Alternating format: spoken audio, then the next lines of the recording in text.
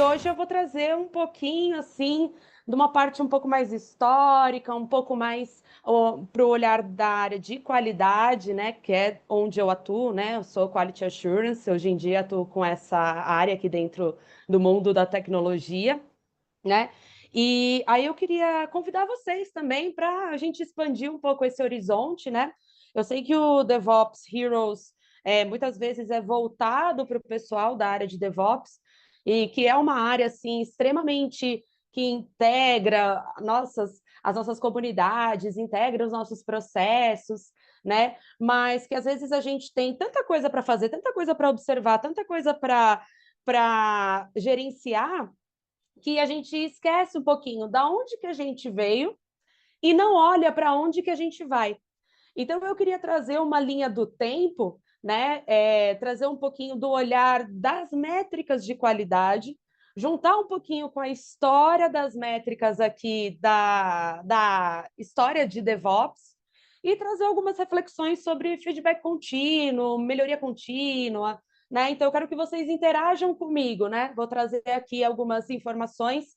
Estou de olho aqui no chat também, né? Se vocês tiverem alguma dúvida, alguma coisa assim, a gente consegue conversar com esses 15 minutinhos a mais, né? E eu vou falar uma coisa para vocês, eu fui muito legal no Kahoot, viu?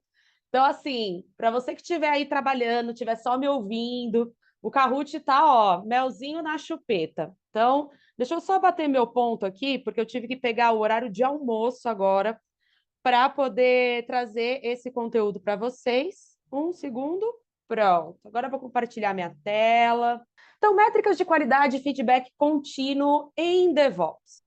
Então, assim, não é nenhum segredo, né, que a parte de DevOps já é uma área que integra, né, as demais áreas. Então, a gente tem muitas atividades dentro da área de DevOps que às vezes a gente acha que é do pessoal de infra, que é do pessoal de observabilidade, que é do pessoal de. Fica um pouco confuso, porque são muitas, muitas informações, né? Mas como que começou isso, né? Então, há um tempo atrás, vou contar uma história para vocês. Era uma vez, né, numa sociedade como a nossa, a necessidade de desenvolver softwares começou a bombar, né? Então, eu trouxe uma agenda para vocês, para a gente falar um pouquinho sobre como que evoluiu essa parte de desenvolvimento de software, né? Quais foram os maiores desafios, né, que na época, né, os times passavam.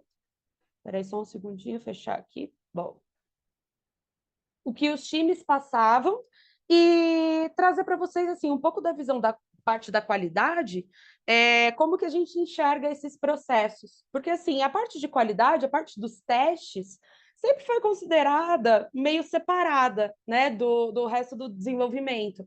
E aí, quando surgiu essa ideia de DevOps, de integração contínua, de entrega contínua, eles perceberam que os times não podiam ficar cada um na sua caixinha, né, recebendo aquele pacote e trabalhando naquilo individualmente, né, que tinha que ter uma integração também entre os processos das pessoas, né? Então, eu vou trazer uma agenda para vocês, né? Vou trazer uma narrativa na qual eu vou começar falando um pouco sobre essa integração, né? Na sequência, eu vou falar um pouquinho da parte de automação, porque quando a gente pensa nas entregas contínuas, a gente não quer que elas sejam morosas, a gente quer que elas sejam rápidas, que elas tragam um feedback rápido. E a automação é a melhor estratégia nesse contexto para poder automatizar os testes em todas essas fases, né, do desenvolvimento. Então, pensa assim, num teste de unidade que a gente já pega um erro ali. Quanto que custa esse erro para a minha empresa? Ou quando o mesmo erro eu pego lá na fase de teste, ou quando eu pego na mão do cliente. Então, exponencialmente, o valor desse erro vai subindo, né? Então, a automação ela é crucial para isso. Vou falar também um pouquinho de métricas, né? Para a área de DevOps, a gente tem algumas métricas específicas, mas eu queria trazer uma reflexão sobre algumas métricas que a gente usa na área de qualidade e que, quando aplicadas, né, para o time de DevOps ou compartilhadas com o time de DevOps, trazem muitos benefícios, né? E vou fechar aqui um pouquinho falando sobre o feedback, que é um dos princípios centrais, né, do DevOps enquanto processo, né? Ele vai permitir que, assim, as nossas equipes, elas tenham uma ação um pouco mais rápida, para a gente poder atuar, né, prevenindo erros, né, não só corrigindo eles, né? Então, quando eu penso, por exemplo, em fornecer essas informações sobre a qualidade do software para um time que está ali, ó, na outra ponta do processo, o olhar dele vai mudar, assim como o meu olhar vai mudar quando eu souber que tem um ponto crítico que sempre quebra na minha pipeline, entende? Eu vou focar o meu teste ali. Então, eu acho que essa troca de informação, ela não é vazia. Muitas pessoas acham que, assim, com quem eu trabalho, com quem eu já trabalhei, né, em alguns projetos aqui da área de tecnologia, acham que é meio besteira alguns rituais, como, por exemplo, a daily, como, por exemplo, o refinamento, ou mesmo a retrospectiva, né? Dentro de um contexto ágil, estou trazendo aqui bem específico, tá? Mas esquecem que se eu não tivesse essas cerimônias, eu não ia ter a visão do todo, porque assim, eu não tenho muito tempo para parar e ficar batendo papo com as pessoas. Então, esse feedback, além de ser contínuo, ele precisa ser assertivo. Então, não é um momento de eu ficar batendo papo com o meu colega, que é ali do outro time, entende? Ele tem um objetivo específico, ele tem uma forma de ser trazido, com dados, com métricas, né, com resultados das métricas. Então, é bem interessante essa visão, e é isso que eu queria trazer para vocês hoje, tá bom? E assim, de uma visão de uma pessoa que eu vou me apresentar agora, tá? Para quem não me conhece. Ei, Márcio. Eu trabalho com tecnologia, mas eu detesto tecnologia. Eu tenho que falar para vocês que clica no botão e que sobe. Não me peçam para mexer numa impressora. Já começa por aí. Eu devia ter colocado isso aqui na minha bio, mas eu esqueci. Ó, da próxima vez, Aline, que você me chamar, tá? Na minha bio vai ter assim: não mexa em impressoras. Trabalho com tecnologia e não mexa em impressoras. Combinado? Show de bola. Então, para quem não me conhece, meu nome é Márcia Marrocos, né? Eu tenho 34 anos, eu sou de Campo Grande, Mato Grosso do Sul, mas moro em São Paulo já há muitos anos, aqui na capital. Então, se você é de São Paulo, já vamos fazer aquele café com bobagem. Adoro sair, conhecer as pessoas assim aqui dos eventos, né? Também dou palestra em alguns outros eventos, né? Mais especificamente da área de qualidade, ou dentro de trilhas de qualidade, né? Ano passado eu tive vários convites, passei por vários estados, assim, foi bem legal. Então, eu queria muito agradecer, assim, essa visibilidade que vocês dão para a gente que está aqui, trazendo esses conteúdos para vocês. Muito obrigada, tá? Para quem quiser me achar nas redes, no final eu deixei meu QR Code, se eu não me engano, tem que ver se eu estou com a versão certa aqui, mas estou no Instagram, LinkedIn, pode me adicionar lá que vai ser uma companhia bem legal. Então, a minha primeira graduação foi em História, não sou da nativa da tecnologia, acho que é por isso que eu não sei mexer em impressora, tá vendo? Não é bem da minha época, eu já cheguei assim com a... esqueci, com o Dynavision, sabe? Ah, não, isso é mais antigo. Gente, eu vou me complicar aqui se eu for falar um pouco da minha história. Então, sou graduada em História, sou bacharel em Tecnologia da Informação também, sou pós-graduada em Gerenciamento de Projetos, e assim, a minha vida toda foi voltada para a parte de projetos educacionais. Só que chegou um momento do mundo que eu não sei vocês, mas o mundo parou, que foi na pandemia. E na pandemia eu comecei a olhar outras oportunidades, né? Até porque eu trabalhava numa faculdade, a faculdade estava fechada. E aí, se eles dispensam todo mundo? E se não voltar mais? Ai, meu Deus! Você fica naquele desespero. Pensei, qual é o meu plano B? Com mais de 30 anos, mãe, sabe? Não sei fazer mais nada da minha vida, não sou uma pessoa que sabe cozinhar, não sou uma pessoa que é dona de casa. Então, eu fui olhando opções dentro da área de tecnologia, né? E eu não sei vocês, mas uma das áreas que mais abrem as portas são a parte de QA e de suporte, né? Suporte eu já prestava na faculdade. E posso te dizer, depois eu descobri que QA também. Muitas das validações do site da faculdade, porque eu era aluna e coordenadora na faculdade, eu fazia, porque eu tinha esses dois perfis. Então, eu conseguia prevenir muitos erros dos meus alunos, que iam entrar, processo seletivo, parte de pagamento, e etc. Então, hoje eu trabalho como analista de qualidade de teste de software, né? Numa empresa, eu tenho alguns projetos paralelos, né? Mas eu sou especificamente analista, né? Tô rumo ao CTFL, para quem não sabe, né? Dentro da área de testes de qualidade, a gente tem algumas certificações. E a CTFL é a primeira delas, né?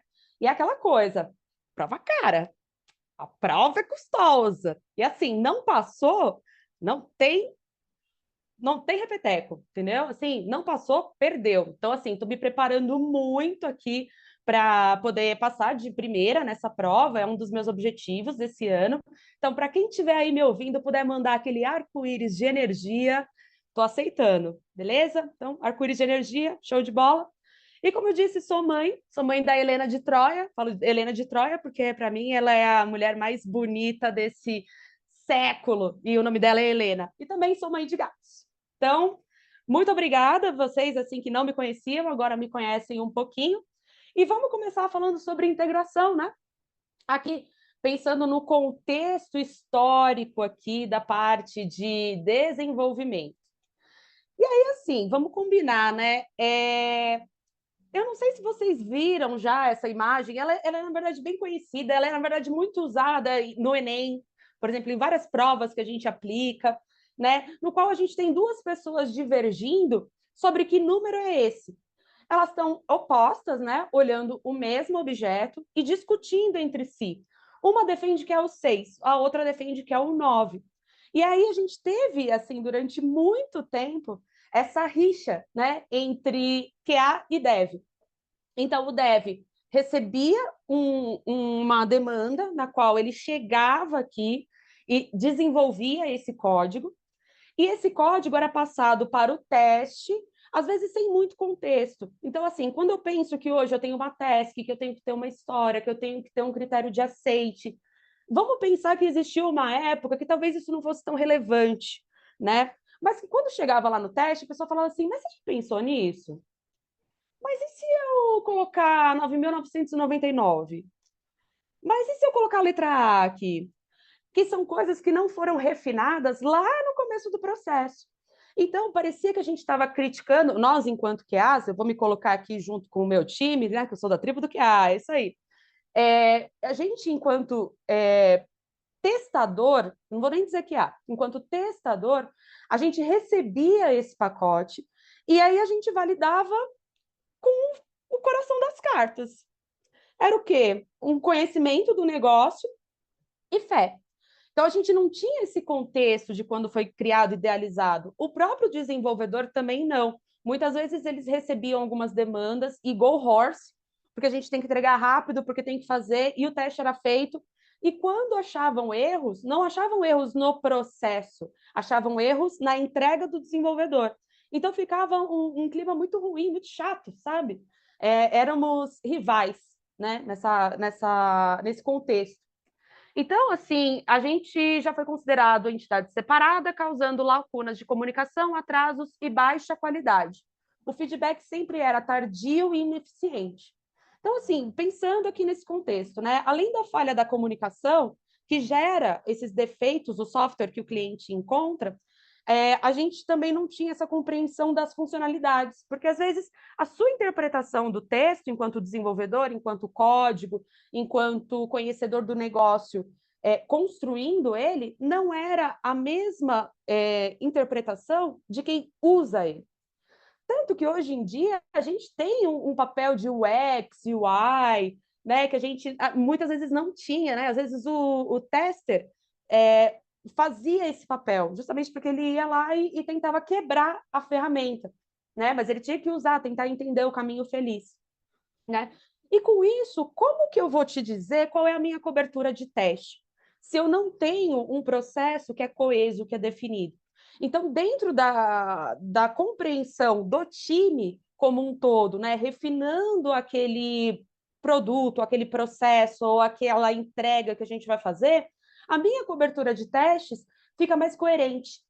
Porque o meu entendimento do dev, às vezes a gente pode até discordar de alguma coisa, mas eu não vou discordar no momento que chegar na minha mão para testar. Eu vou discordar lá atrás e a gente vai entender, e a gente vai refinar, e a gente vai pontuar essa história. né? E a cobertura do meu teste fica um pouco mais coerente, né? E aí, quando eu também não tenho essa conversa anterior, eu não tenho uma visibilidade desse trabalho. Eu só recebo aquilo e valido de um jeito que também ele não tem essa consciência de como eu vou validar, e aí fica desconexo, né? Fica um processo quebrado, né? Fica aquele clima chato também, né? Que são esses atritos desnecessários e uns recursos instáveis enviados ao controle de qualidade. Porque, assim, o teste não é a fase final, né? A fase final é a entrega do cliente. E aí, quando chega no cliente, o cliente não está satisfeito. Ele não está sabendo mexer naquilo, ele não tem com quem reclamar, né? O que a gente fala, né? Que às vezes o cliente, o pós-venda, é feito por uma equipe de operações.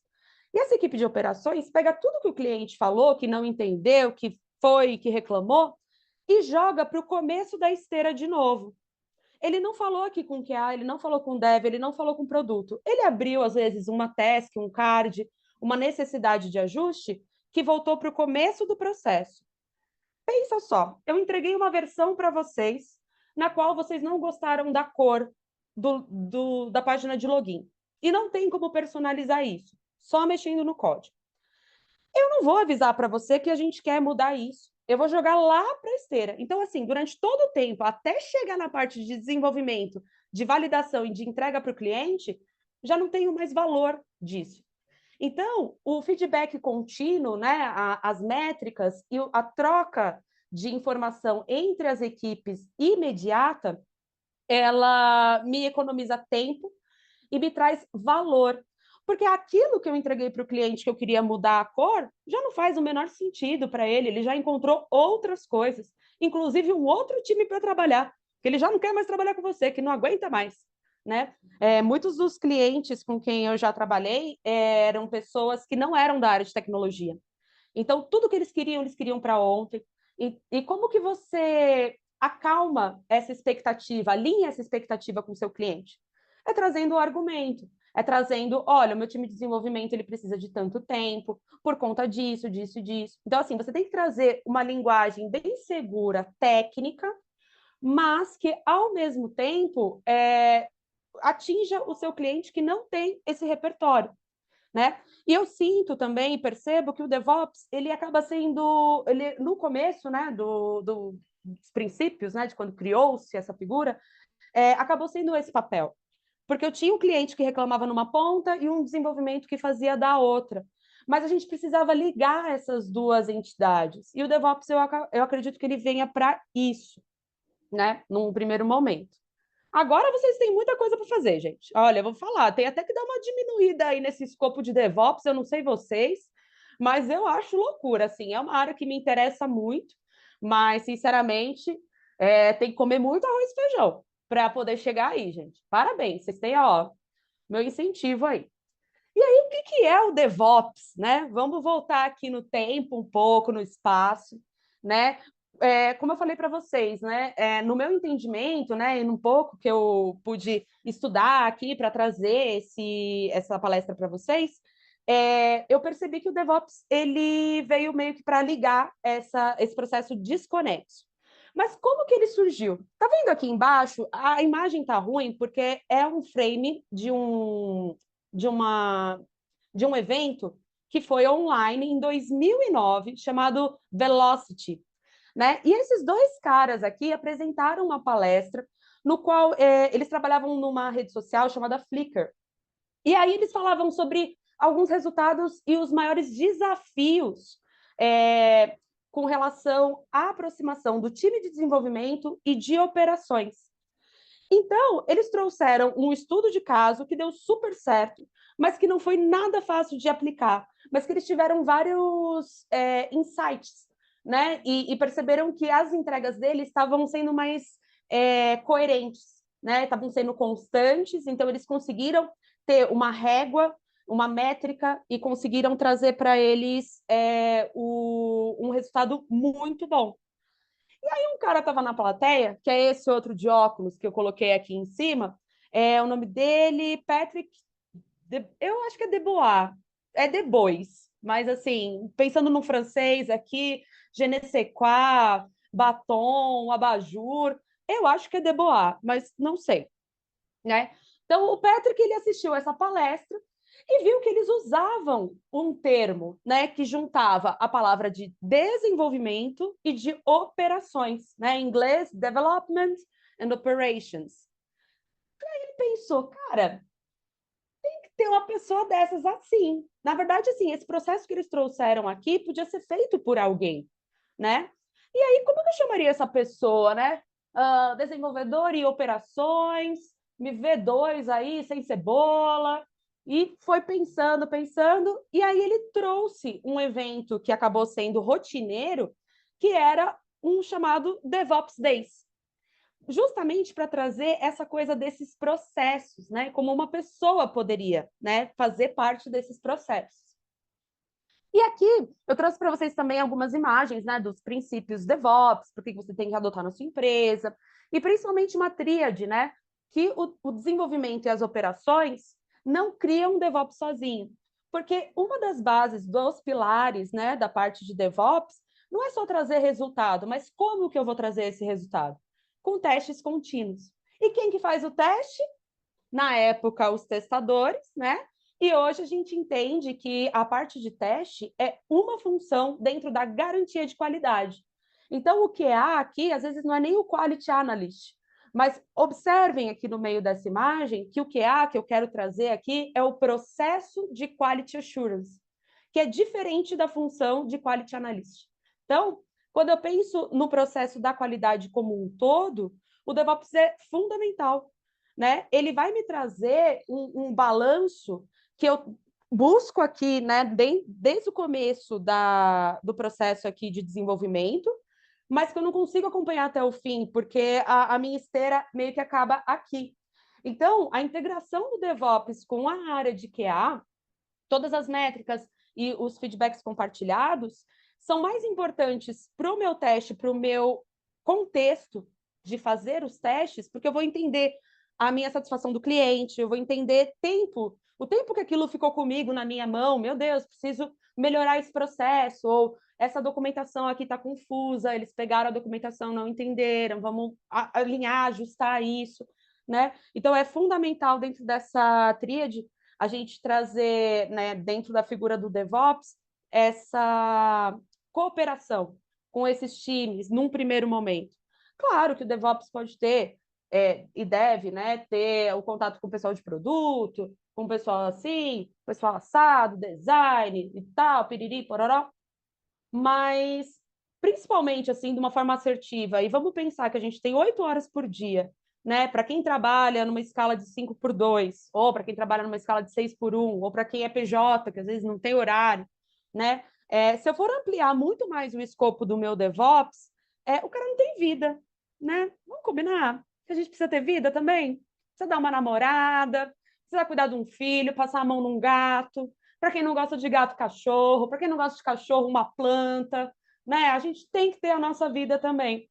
Então, vamos fechar o círculo aqui das pessoas com quem o DevOps vai se envolver mais diretamente com operações, desenvolvedores e QA.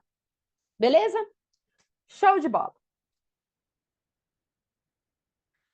E aí, como que a gente entendeu esse processo, né? Lá no começo, né? Então, eu tinha o desenvolvedor, que era responsável por fazer esses testes unitários, escrever esses recursos, e tinha o tester, que fazia os testes manuais e automatizados.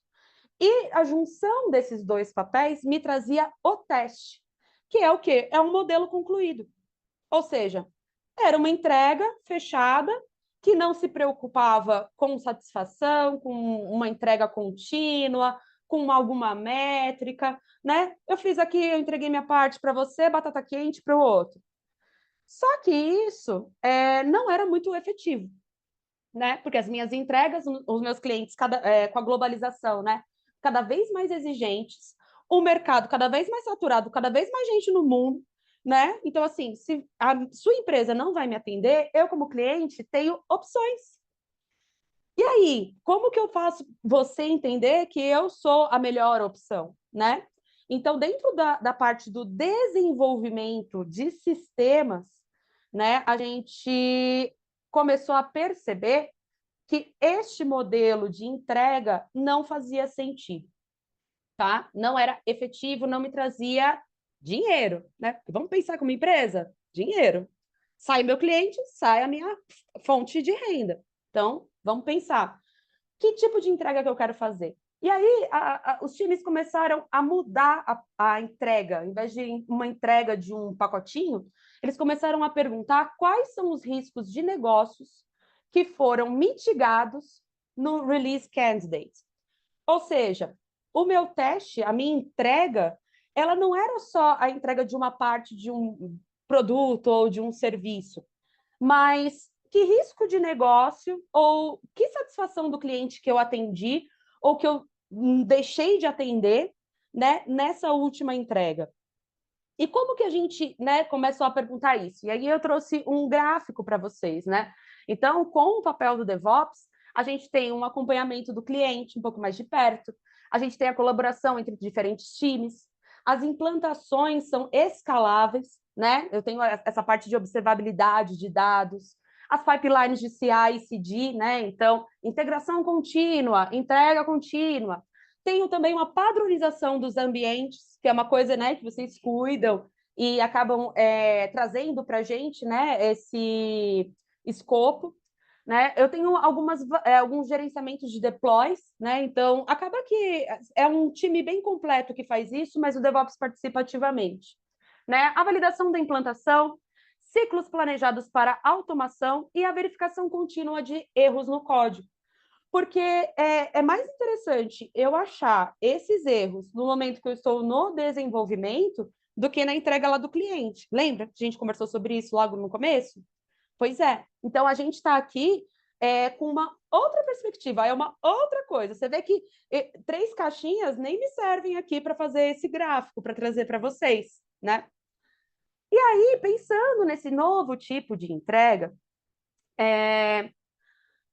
como que eu desse tipo de entrega, como que eu integro? Esse foi um pouco trava-língua que eu mesma me criei aqui, mas tá bom, vai. Como que eu integro o QA, o processo de Quality Assurance, aqui dentro da vida do DevOps, né?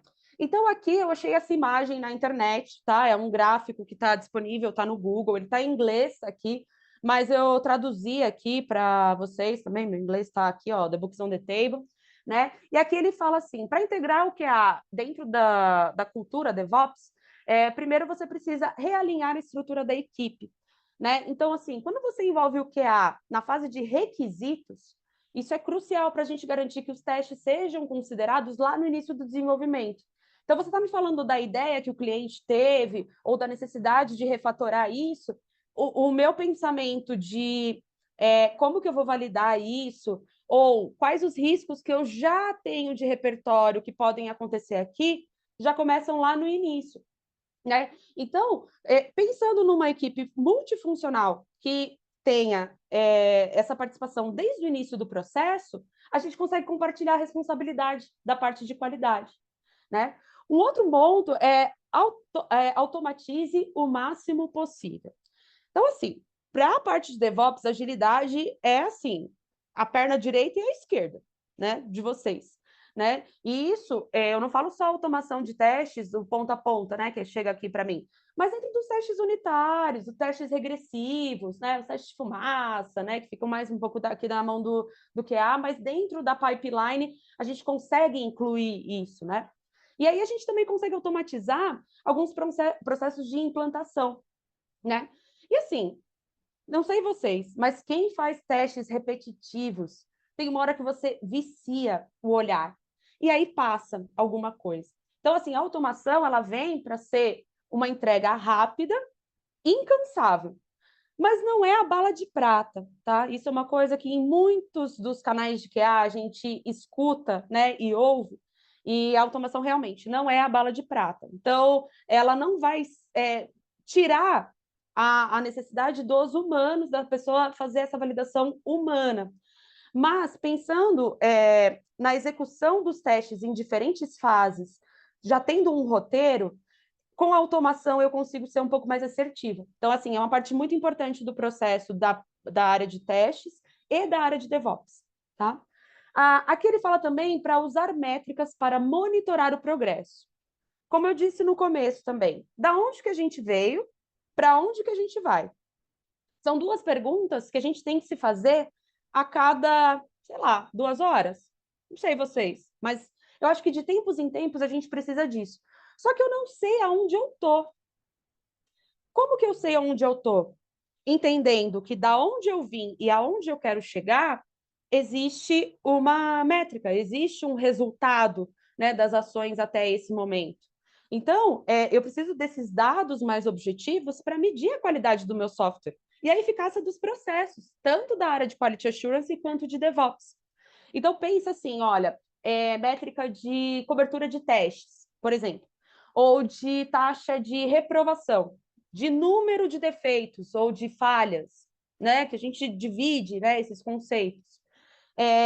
Isso me ajuda a trazer uma área de melhoria. Então, assim, eu tenho uma área que é muito sensível dentro do meu sistema, que tem muitos erros, que os clientes reclamam, que a performance é ruim. Sabe, dentro da minha estratégia, né, de trazer features novas, eu também tenho que olhar para isso, para corrigir, né, esse processo. Então, esse uso de métricas, muita gente acha muito chato. Tem que colocar, tem que fazer gráfico, tem que puxar não sei o que no Gira, né? Eu falo Gira porque é a ferramenta, né, mais usada, eu acredito, aqui dentro, né, das pessoas que trabalham com tecnologia. Mas existem outras ferramentas que puxam, né? E às vezes eu vou falar, é um saco ter que fazer esses reportes. É mesmo, tem que falar, alguém tem que falar essa verdade. Mas isso é tão necessário, isso é tão primordial que não só essas métricas sejam estudadas, mas que elas sejam compartilhadas com o time, né? Isso dá mó gás. Desculpa a gíria, pessoal, né? Mas isso dá muito gás para gente que é operacional para trabalhar. Então, gente, ó, tá vendo? A gente tem uma linha de 30, 40 bugs aqui para trabalhar. Vamos fazer uma força-tarefa? Em quantos dias a gente consegue? Tal. É claro, né, que muitas equipes também usam alguns incentivos, né, para melhorar a produtividade, mas eu acho que uma das coisas que mais melhora, né, a produtividade, que mais é mais efetivo, é a gente ter essa noção de onde a gente estava no começo da semana e agora no final da semana, que a gente conseguiu atingir uma meta, ou, olha, a gente não conseguiu atingir uma meta, mas faltou isso, isso e isso. A próxima meta a gente vai atacar nesses pontos. Então, assim, já me cria estratégia para os próximos, né? E é muito bacana. Continuando aqui ele fala também para executar os testes em paralelo. Então, assim, quando eu penso na execução de testes, do começo ao fim, eu posso estar executando do começo ao fim dentro dessa feature, só que eu posso estar fazendo regressivo também, incluindo essa feature. Então, isso já vai acelerar o meu ciclo de feedback nessa integração entre essas duas estratégias, né? E eu tenho uma cobertura um pouco mais abrangente, uma cobertura um pouco maior. Só que, assim, para isso, eu preciso ter um ambiente padronizado. Porque eu acho que um dos maiores desafios dos últimos, sei lá, 3 projetos que eu atuei é que cada ambiente é um ambiente. Cada um é uma surpresa. É Kinder Ovo, sabe? Você vai lá, pega lá o negócio. Aí você fala assim, putz, nesse ambiente está funcionando filé, chuchu, vamos subir para homologação. Mas você validou nesse outro ambiente? Deixa eu dar uma olhada, né? Porque tá tudo certo. Quando chega lá, não tem uma flag ativa, não tem um botão que deveria ter de uma cor, ou se eu olho no mobile, quebrando. Então, assim, essa padronização de ambiente, ela é crucial, né? E uma das pessoas que cuidam, né, disso, que entendem e gerenciam isso, é o pessoal de DevOps. E quem usa o ambiente? Nós, da parte de desenvolvimento. E aí a gente precisa, assim, estar bem coerente, assim, bem junto nessas entregas. Aqui ele também fala de monitoramento contínuo, né? Então, eu já falei isso algumas vezes em alguns exemplos acima, né? Conforme a gente vai entendendo a evolução da entrega daquele produto ou daquele serviço e monitorando, né, acompanhando, olhando dentro de um sonar, às vezes, a qualidade do meu código, como é que está meu code review, como é que está minha cobertura de teste. Vamos passar aqui um Grafana para dar uma olhada como é que está? Então, assim, quando eu vejo os logs, né, quando eu vejo mais do que o front, às vezes eu consigo prevenir algumas entregas que poderiam quebrar em produção, né? Então, quando eu penso isso, eu não posso jogar essa responsabilidade no DevOps, né? O próprio QA também, eu super defendo que a gente tem que ter esse conhecimento nas ferramentas de monitoramento, de observabilidade, né? Às vezes a gente não tem muito tempo para isso, né? Porque os testes, muitas vezes, principalmente os manuais, ou principalmente quando você não tem o contexto do negócio, acabou de chegar no time e precisa pegar, né, esse feedback e tal, você demora um pouco mais para fazer as suas entregas. Mas uma ferramenta de observabilidade para o pessoal de QA, por mais que, né, às vezes a pessoa fala assim, mas eu já mexo tanta ferramenta, tal, eu acho super importante e relevante, né? Aqui ele fala também para ter um conjunto comum de processos e de ferramentas. Então, por exemplo, o QA vai aprender a mexer com a ferramenta de observabilidade. Eu vou dar o exemplo do Grafana, que é um dos grandes utilizados, assim, bem conhecidos. Só que o meu DevOps vai lá e vai fazer uma análise com o Datadog, por exemplo.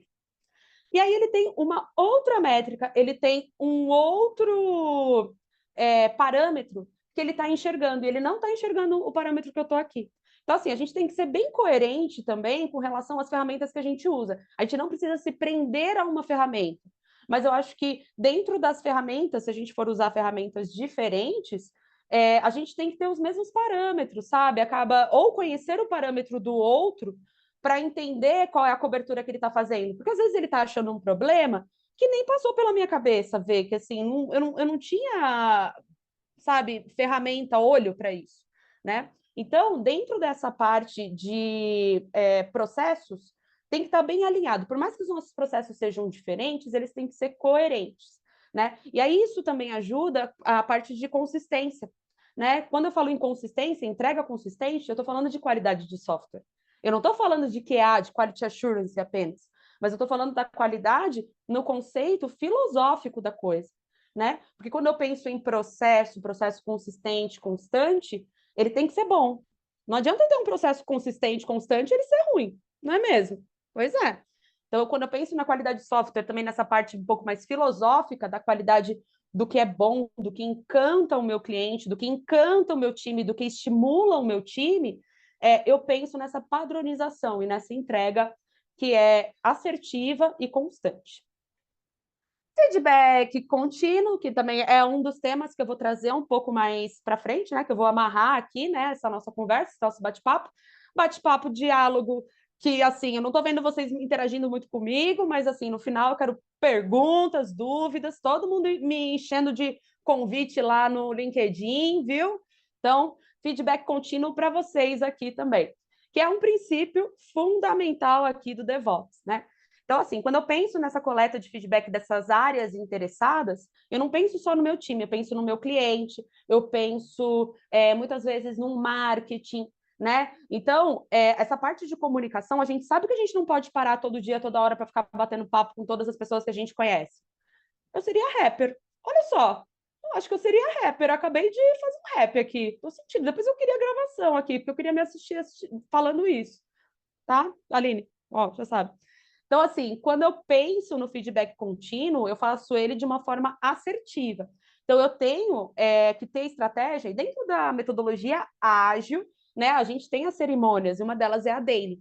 Só que a daily não é, às vezes, o espaço, e eu vou falar uma coisa que eu tenho muita dificuldade de entender, às vezes, o propósito da daily. Porque às vezes eu quero trazer um assunto que para mim é super relevante, que eu preciso falar naquela hora, com aquela pessoa que já está ali e nada a ver, entendeu? A daily também, assim, é uma parte de feedback, de partilha de informações, que, para mim, eu ainda estou me acostumando, né? Cada time que eu já trabalhei fazia de um jeito diferente, mas que é uma parte que você tem um espaço para trazer um feedback, né?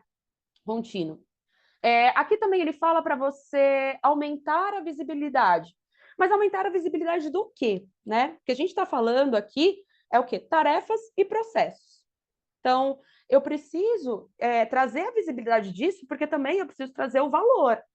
Não é só o trabalhar e o documentar e o conversar e o trazer e o meu cliente ficar bacana, legal. Não, eu tenho que trazer essa visibilidade para o time, porque isso traz um pouco de transparência, né? Um pouco não, né? Total transparência.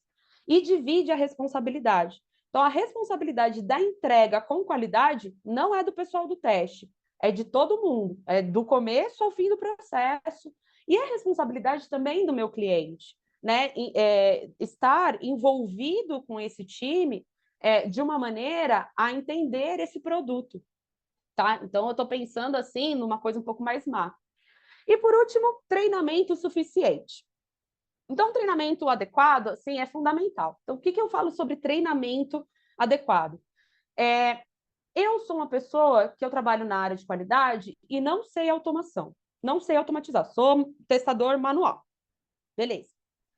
O mercado, ele me exige que eu tenha automação, né, para eu entrar no mercado, né, as vagas, elas exigem isso, porque os processos de qualidade de entrega são melhores com pessoas que eu tenho essa skill, são mais rápidos, são mais eficientes, né? Então, o que eu tenho que fazer? Eu preciso me coçar e aprender, entende? Então, quando eu falo de automação, e esse é um exemplo que eu vivi, porque quando eu vim para a área de teste, eu não tinha esse conhecimento, mas eu percebi que o mercado me exigia isso. Então, fui pegando um curso aqui da Udemy, um amigo aqui que estava sabendo, uma outra pessoa ali que estava no curso em vídeo, né? Não sei se pode fazer a propaganda aqui, mas um beijo, Guanabara, te amo. Uma outra pessoa ali que fez um negócio no trabalho que eu achei o máximo. Pô, será que você não pode fazer uma chapter pra gente? Não sei o quê.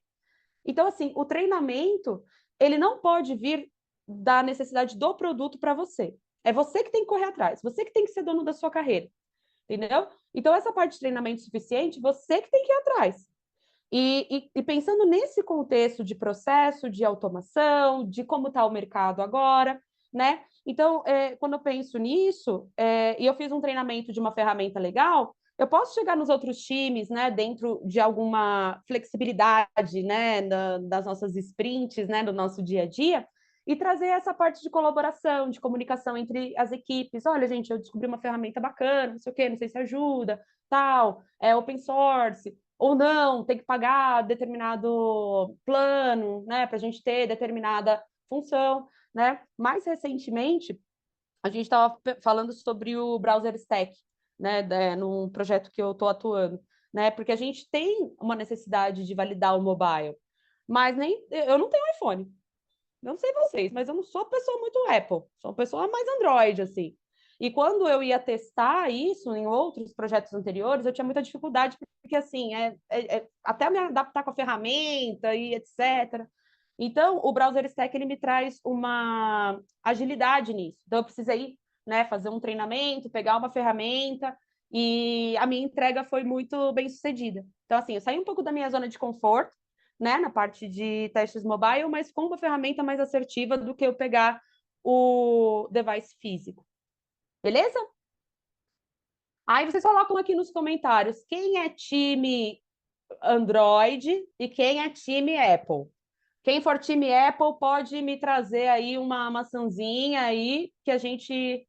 Eu queria entender essa diferença, para ver se sou só eu que fico criticando. Não criticando, né? Mas assim, tipo, que tenho a minha questão com a Apple. Então, coloca aqui que depois eu vou ver essa métrica aqui de vocês.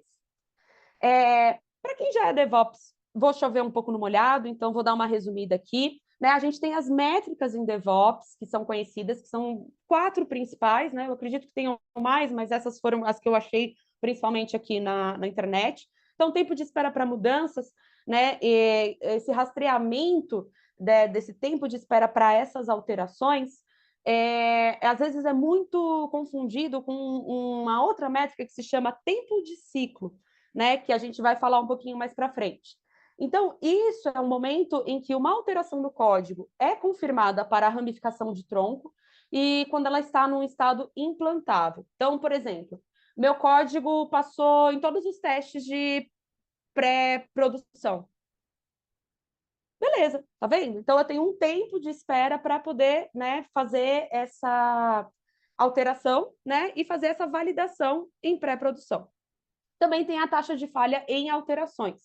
Então, por exemplo, eu fiz essa alteração, né? E quantos por cento desse código que foi, eu precisei abrir um defect, um bug, né, que exigiu essa correção, essa remediação, né? Então, essa taxa não mede as falhas detectadas por testes e corrigidas antes da implementação do código. Isso é importante também trazer, né? Ela é numa outra fase. A frequência de implementação, né? Então, entender, né? A frequência com que o novo código é implementado na produção. Então, assim, quando que eu tenho versão? O lançamento é todo dia, toda semana, toda sexta-feira, fora do horário comercial, né? Então, quando eu falo nisso, às vezes a gente tem a possibilidade de ter, né, do ambiente de pré-produção, um ambiente de homologação, ou em outras empresas eles chamam de staging, né? Então, eles acabam tendo o mesmo banco que produção, mas a gente consegue validar antes de chegar no cliente, para entender essa integração, tá? Então, a gente reserva essa fase do processo para entender essa frequência de implementação, tá? E o tempo médio de recuperação, né? Tem uma sigla que é MTTR, lembrei. Então, assim, qual que é a partir do momento que o meu serviço deu um glitch ali, ou deu uma falha, quanto tempo o meu sistema volta? Quanto tempo o meu servidor volta? Quanto tempo, né, eu fiquei fora do ar e ele sozinho dá esse reboot, né? Então, essa é uma das melhores métricas para a gente rastrear e compartilhar com os demais times, né? Porque você precisa entender se essa interrupção ela foi feita por alguma implementação recente ou foi uma falha isolada no sistema. E aí, isso é importante para a gente ter, né, esse background e poder atuar, né, preventivamente nisso. Mas beleza, essas são as métricas de DevOps. Para quem já é DevOps já conhecia, então já estou chovendo no molhado. Mas isso que eu queria trazer para vocês um pouco sobre as métricas de QA. Então, assim, as métricas do Quality Assurance, né, ou do time de Quality Assurance, quando elas divididas, também observadas pelo time de DevOps, eu acho que trazem muita riqueza, né, no olhar das entregas das pipelines, no pensamento dos testes automatizados, né? Porque, por exemplo, quando eu falo de cobertura de testes de unidade, eu acabei colocando esse porcentagem, não sei nem por quê, gente. Mas ignorem. Eu não coloquei o valor de porcentagem como se um teste valesse mais ou menos que o outro, por mais que seja o mesmo valor em todos, tá? Só acho que é o layout aqui que eu acabei não prestando atenção. Então, cobertura de teste de unidade, assim, é interessante saber quantos testes unitários foram feitos, quais que passaram, quais que não passaram, entender, assim, né, essa dinâmica, né, dos desenvolvedores, principalmente. O número de testes executados. Então, assim, dentro do meu test plane, eu tenho vários cenários, né? Então, quantos conjuntos de cenários foram feitos para essa feature, né? Os requisitos cobertos por testes, então eu falo especificamente, né, dentro da minha história, meu teste contemplou esse cenário, esse. Os testes automatizados, que deveria estar, se fosse para colocar um teste maior aqui, né, ou uma métrica maior, eu colocaria dos testes automatizados, né, os efetivos, né, que a gente faz todos os dias, quantos cenários, quais quebram, quais as áreas analíticas mais críticas, enfim. Os defeitos críticos, novos defeitos, cobertura de código, prazos de lançamento. Porque, assim, lembrando que a gente também trabalha para uma empresa que visa o lucro, né? Então, eu não estou aqui de férias, né? De férias com ex, de férias com bug. Ei! Vou lançar esse programa, hein? Netflix, aguarde.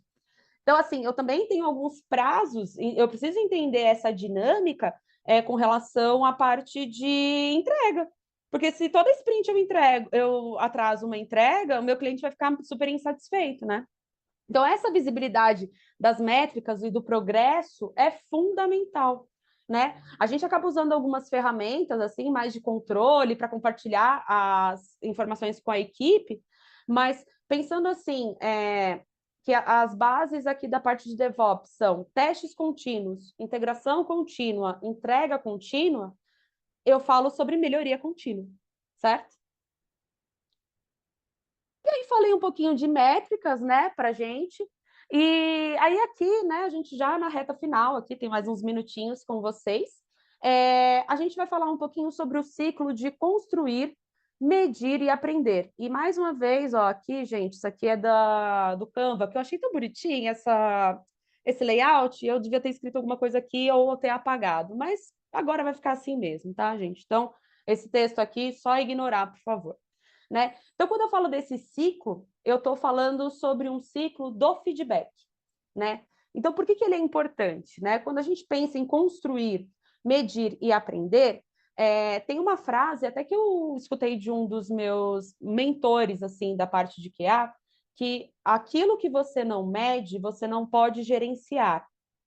Então, quando eu construo e dentro dessa construção, eu tenho essas métricas desenhadas, definidas, esses feedbacks no meio do processo e entrego, e a minha entrega não é boa, eu aprendo com ela. Quando a minha entrega é boa, eu também aprendo com ela, porque eu vou tentar manter esse ritmo constante, né? Então, a gente permite, com essa cultura de feedback e com esse processo de construir, medir e aprender, identificar essas áreas de melhoria, né? Isso é fundamental dentro do feedback. Ou quando o feedback é positivo também, motivar a sua equipe a continuar nesse mesmo ritmo, né? Então, assim, quando eu falo de melhoria contínua, eu falo da identificação precoce de problemas, e é essencial essa parte de feedback para isso. Então, por exemplo, que ele vai lá participar de reuniões diárias, da retro, do planejamento, vai pontuar o card, ele vai virar e vai, sabe, trazer essa visão da qualidade em vários momentos do processo, né? Que às vezes a gente aprende com a nossa eu ia falar nossa Bíblia, mas eu não quero fechar isso num contexto religioso. Mas a gente tem um livro, não sei se vocês conhecem, assim, da parte de qualidade, chamado Sílabus. O Sílabus ele vai falar um pouco sobre desenvolvimento de software, mas principalmente técnicas de teste dentro de contextos, né, ágeis, para a gente poder fazer as validações, né, do software, do sistema, dos processos, etc. Então, dentro desses sílabos, né, a primeira coisa que ele fala, né, que ele fala dos 7 princípios de teste, é que o teste ele não vai garantir que você não tenha bugs, né? Só que como eu previno esses bugs, né? Se eu conheço o meu produto desde a ideação, e desde a ideação eu já trago essa visão de que, beleza, eu não vou conseguir pegar todos os bugs, mas eu consigo prevenir por conta disso, disso e disso. Porque no meu produto eu tenho um histórico que eu consigo trazer para essa feature, que eu já sei que deu errado antes, ou eu já sei que deu certo, ou, putz, deu um problema numa outra área, e essas áreas se conversam. É bom a gente ficar de olho. Né? Então, esse feedback da área de qualidade, da área de DevOps, da área de operações, da área de suporte, da área de desenvolvedores, né, juntos, nesse primeiro momento que a gente está criando essas histórias, essas tasks ou essas melhorias, é extremamente necessário. E a gente percebe que às vezes a gente está apagando incêndio e, e trabalha e enxuga gelo e rema, rema, rema, rema e não chega em lugar nenhum. Então, essa parte de feedback também de processos que a gente não está conseguindo se antecipar a esses cenários é super importante. Porque quando eu falo do feedback aqui, não é só o feedback com relação ao meu produto ou ao meu serviço, ou a minha esteira de entregas, enfim. Eu falo também do feedback do processo em si, do feedback do trabalho do meu colega, que é muito bom. Nossa, tem um desenvolvedor que é bacana. Olha, eu tenho esse desenvolvedor que ele tem muita dificuldade. Porque toda vez que eu pego dele, eu já sei que vai ter problema. Eu não sei vocês, mas às vezes a gente pensa isso. A gente não fala, mas a gente pensa.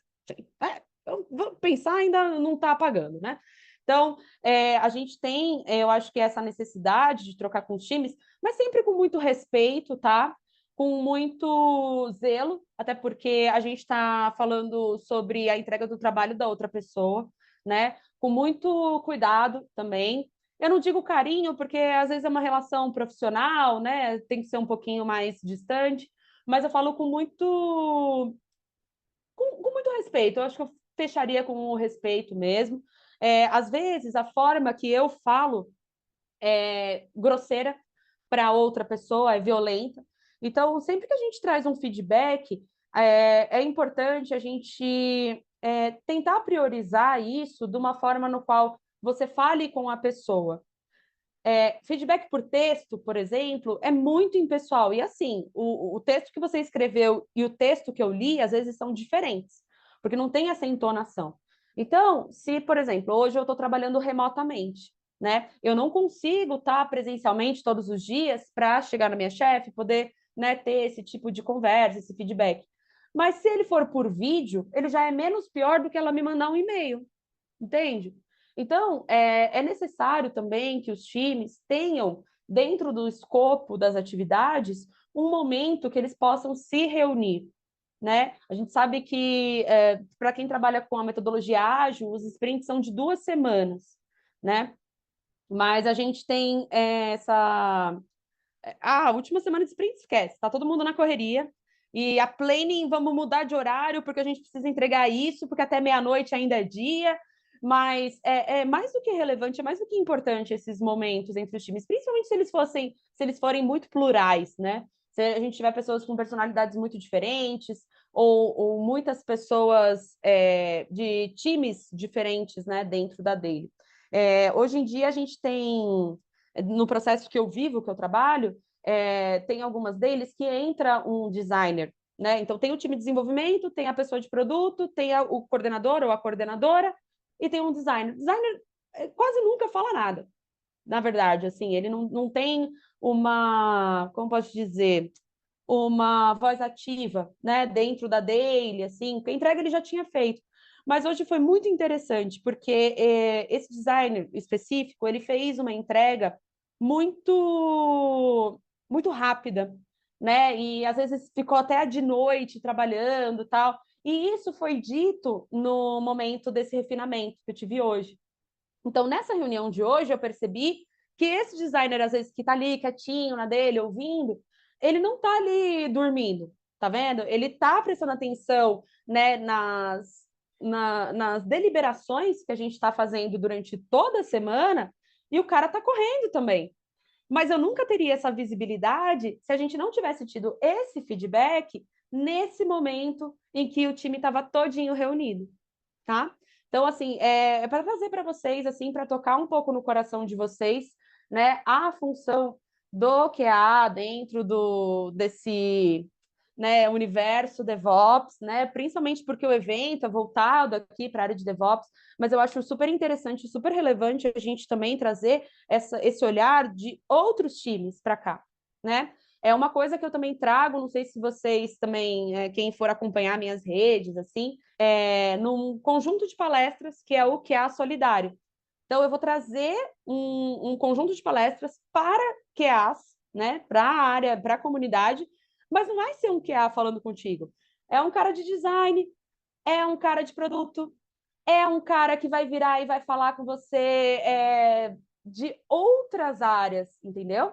E aqui, em resumo, aqui para a gente fechar, né? Já que a gente já está fechando aqui, né, a nossa horinha, e para vocês que vão estar no Kahoot aqui, que eu quero todo mundo participando, o que há enquanto profissional e enquanto processo é parte integrante da implementação de uma estratégia DevOps robusta.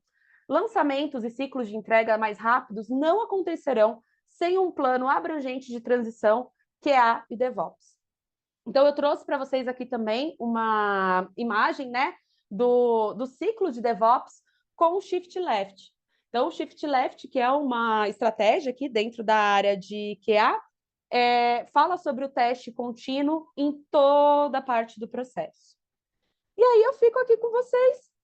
Queria muito agradecer, muito obrigada a todos, né? Coloquem aqui as suas observações, tá? Eu aceito muito bem os feedbacks. Muito obrigada, pessoal. Queria mandar um beijo, então, para todo mundo que está aí, que curtiu a palestra. Para quem também não curtiu, fica aquele abraço, né? E é isso.